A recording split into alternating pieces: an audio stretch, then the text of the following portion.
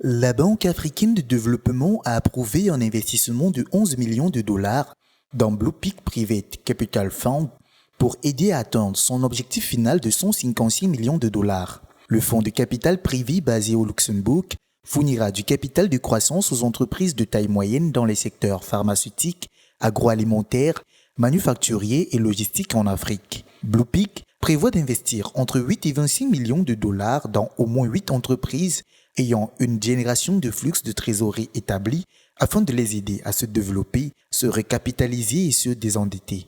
L'objectif est de faire de ces entreprises des leaders sur le marché panafricain.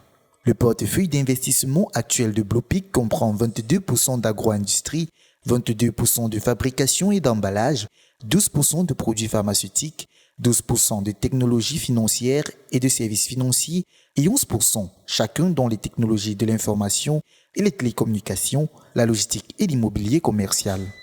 Blue Peak devrait attirer des investissements d'autres institutions de financement du développement. La prise de participation de la Banque africaine de développement promet plusieurs avantages. Il s'assurera du respect des meilleurs standards par le fonds.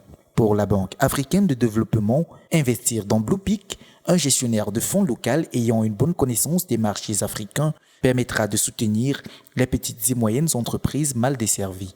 Plus de 15 pays ont été identifiés comme ayant des opportunités d'investissement.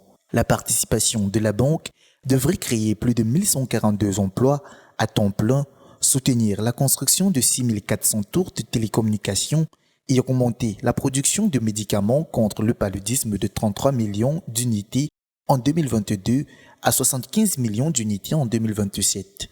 Les entreprises du portefeuille opèrent principalement dans des zones rurales, ce qui profitera aux femmes et aux autres membres vulnérables des communautés, en particulier dans l'agro-industrie.